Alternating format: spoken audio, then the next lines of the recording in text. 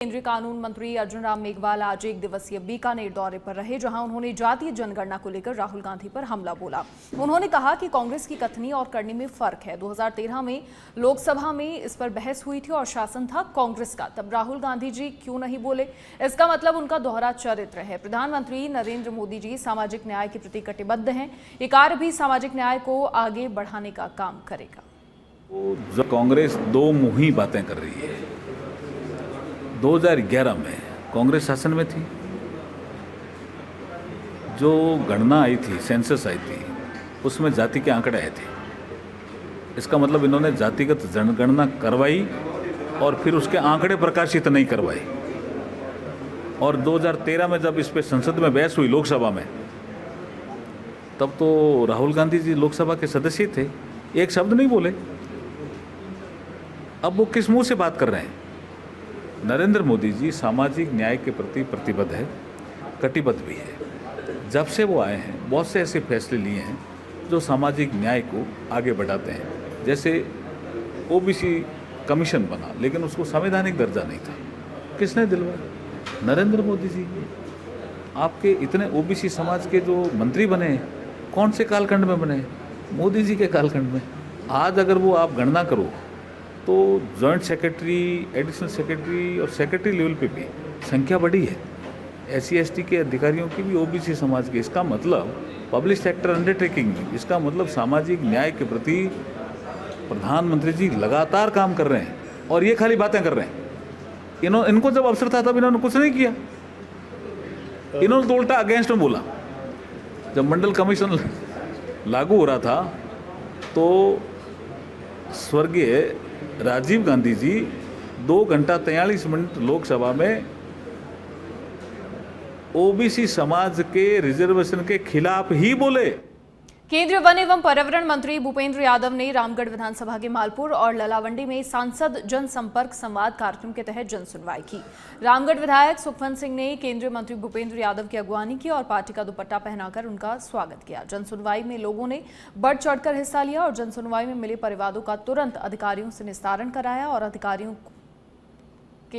को बताया कि जो भी परिवाद हैं उन पर जल्द कार्रवाई की जाए और रिपोर्ट भी दी जाए। केंद्रीय मंत्री भूपेंद्र यादव ने जनसुनवाई में संबोधित करते हुए कहा कि भारतीय जनता पार्टी की सरकार जब से सत्ता में आई है तब से देश में विकास को गति मिली है। पहलगाम की घटना का जिक्र करते हुए कहा कि जब से धारा 370 हटाई है तब से पाकिस्तान बौखलाया हुआ है। पाकिस्तानी आतंकवादियों ने घाटी में निर्दोष 26 लोगों की हत्या करके भारत की आत्मा पर कुठाराघात किया है, जिसे जल्द ही करारा जवाब दिया जाएगा। शिक्षा एवं पंचायती राज मंत्री मदन दिलावर ने खैराबाद पंचायत के खैराबाद गांव का निरीक्षण किया। मंत्री दिलावर ने गली गली घूमकर सफाई व्यवस्था का निरीक्षण किया और लोगों से ठेकेदार द्वारा सफाई कराई जाने की जानकारी ली। ग्रामीणों ने कहा कि सफाई व्यवस्था नहीं ठीक है, झाड़ू लगाने वाले कभी कभी आते हैं। दिलावर ने खुद मौके पर देखा कि नालियां जाम पड़ी हैं, पॉलिथीन, बॉटल्स और कचरे से नालियां भरी हुई हैं, साफ नहीं किया जा रहा है, जिसके चलते नालियां अवरुद्ध हैं और पानी रुका हुआ है। दिलावर ने बीडीओ समय सिंह को कहा कि मुख्यालय के गांव की यह हालत है तो शेष गांव में क्या हो रहा होगा। मंत्री दिलावर ने सरपंच और सफाई ठेकेदार को मौके पर बुलाकर फटकार लगाते हुए कहा कि सफाई क्यों नहीं हो रही, क्या समस्या है। ठेकेदार ने कहा कि सफाई नियमित हो रही है। दिलावर ने ठेकेदार को कहा कि ये झूठ नहीं चलेगा, नियमित सफाई हो रही है तो गंदगी क्यों है। इस पर ठेकेदार ने कहा कि लोगों ने नालियों पर पटन कर रखा है और इसके कारण सफाई नहीं हो पाती। मंत्री ने कहा कि पटन हटाओ, कुछ भी करो, लेकिन सफाई व्यवस्था ठीक होनी चाहिए, गंदगी बर्दाश्त नहीं की जाएगी।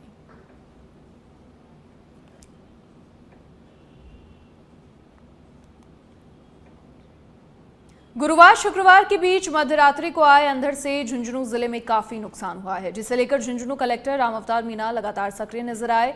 शुक्रवार सुबह ही जिला कलेक्टर रामावतार मीणा ने बिजली, पानी और राजस्व विभाग के अधिकारियों और कर्मचारियों को नुकसान का आंकलन और प्रभावित लोगों की समस्या समाधान के निर्देश दिए थे। आज इसी अंधड़ से हुए नुकसान को लेकर उन्होंने बिजली और पानी महकमों के अधिकारियों की भी बैठक बुलाई। शनिवार की छुट्टी होने के कारण जिला कलेक्टर रामावतार मीणा ने अपने सरकारी आवास पर ही अधिकारियों को बुलाया और सभी से एक एक पॉइंट पर जानकारी हासिल की। कलेक्टर ने कहा कि अंधड़ से अभी तक कोई जनहानि नहीं हुई है, लेकिन बिजली और पानी की सप्लाई बाधित हुई थी, जिससे हमारे विभागों की टीमों ने 16 से 18 घंटों में सभी जगहों पर बिजली सप्लाई सुचारू करवाकर ठीक किया। और इसके अलावा जिन लोगों के मकानों को नुकसान हुआ है या फिर टिन शेड वगैरह क्षतिग्रस्त हुए हैं, उनके लिए भी राजस्व अधिकारियों को सर्वे के निर्देश दिए हैं। आपदा सहायता के नियमों में आने वाले नुकसान का मुआवजा दिया जाएगा।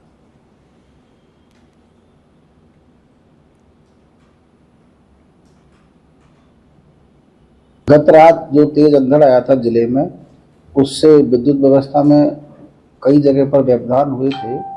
लगभग 300 पोल गिरे थे और कुछ 100-150 गांव में विद्युत प्रवाह प्रभावित हुआ था। हमारे डिस्कॉम की टीम ने, मैंने मीटिंग ली है ईएन साहब, एक्शन साहब और एससी और पीएचडी के अधिकारियों की। उन्होंने टीम वर्क से काम किया और पूरी फास्ट ट्रैक पे इसको दुरुस्त करवाया है। और अब लगभग इस समय हमारी मीटिंग चल रही है दोपहर को। आज ज़िले में विद्युत व्यवस्था दुरुस्त हो गई है। कहीं से भी जो शिकायतें कंट्रोल रूम को प्राप्त हो रही है, हमें प्राप्त हो रही हैं अन्य चैनल से, उसको तत्काल सही करवाया जा रहा है। पानी की सप्लाई प्रभावित नहीं हुई, ये एक बहुत अच्छी बात है। और किसी भी गांव में अभी कोई डार्क जोन नहीं है ज़िले में। इस समय स्थिति बहाल कर दी गई है विदिन 16-18 आवर। अभी तक कोई जनहानि की सूचना हमारे डिस्कॉम को और हमें प्राप्त नहीं हुई है। पेड़ गिरे हैं कई जगह पर, लेकिन रात का समय था, आवाजाही कम थी, परिवहन व्यवस्था स्लो थी, इसलिए कुछ जगह टीन टप्पर उड़े, क्षतिग्रस्त मकान हुए। मैंने सारे तहसीलदारों को निर्देश दे रखे हैं, जो आकलन किया जा रहा है। अगर कोई ऐसा नुकसान होगा जो सहायता या आपदा के नियमों में आएगा, उनको हम अवश्य सहायता दिलवाएंगे। गत रात जो तेज मीटिंग हुई है उसमें कलेक्टर महोदय ने मुख्य जो कल सुबह अंधड़ आया था उससे संबंधित जो सप्लाई है वो रिस्टोर के संबंध में थी। तो कल सुबह जो अंधड़ आया था उसमें डिपार्टमेंट की कम 35 से 40 ट्यूबवेल डिस्टर्ब हुई थी, जिनको एवीएनएल ने सुबह 10 से 11 बजे के बीच में रिस्टोर कर दी। वर्तमान में सप्लाई करीब सुचारू है, कोई मेजर इश्यू ऐसा कुछ है नहीं। जिले में कल जो तेज अंधड़ आया था उसकी वजह से हमारे लगभग 330-35 जगह पोल टूटे थे और उनको हमने लगभग 90% कल हमने ठीक कर दिया था। और करीबन 100 के लगभग गाँवों की सप्लाई डिस्टर्ब हुई थी, उसको भी हमने कल दोपहर होते होते सबको वापस चालू कर दिया। हमारे यहाँ कोई भी 33 kV 11 kV का फीडर कोई फॉल्ट नहीं रहा, सारे फीडरों को हमने रिस्टोर कर दिया, सारी गाँवों की सप्लाई चालू कर दी गई। उसके बाद में इंडिविजुअल कंप्लेंट्स पे हमने फोकस किया और रात को हमने 3 बजे तक कंटिन्यू वर्क करके और उन कंप्लेंट्स को रिजोल्व किया है। और कुछ कंप्लेंट्स जो शेष रह गई हों इंडिविजुअल, उनको हमने आज सुबह टेकअप करके और उनको सॉर्ट आउट कर रहे हैं। और ज़िले में कहीं पर भी बिजली की कोई समस्या नहीं है। बिजली से पानी की के कोई भी कनेक्शंस हमारे पास पेंडिंग नहीं है और हमारी विद्युत व्यवस्था बिल्कुल सुचारू है। हमारी सारी टीम बिल्कुल अलर्ट मोड पे है।